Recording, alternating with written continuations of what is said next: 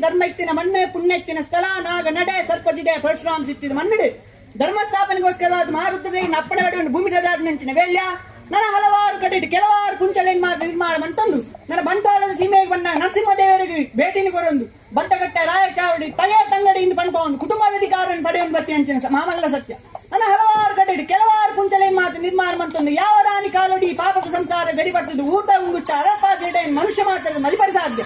ವರ್ಷಭದ್ರ ತಿಂಗಳು ಆಪಿನಂಚಿನ ಆಗಾಭೋಗ ಪಂಚಾಬಲ್ವರ ಎಂಬಾತ ಮಾಯ ಭಂಡಾರಗೂ ಸ್ವೀಕಾರ ಮಂತೊಂಬತ್ತಿತ್ತಲ್ಲ ತನ್ನ ಈ ಕಾಲವು ದೇವರ ದಯದಿತ್ತೆ ದೈವನಿಗಳು ಅನುಕೂಲ ಕೊರಿಯರು ಮಿಕ್ಲೆಗೊಂಡು ಬಂದೆ ಬೇರ್ಕೊರಡು ಬಂಕನ ಉತ್ತೇಜಿಸಿ ಒಂದು ಮನಿನಿ ಮಾತ್ರ ಸೇರ್ದ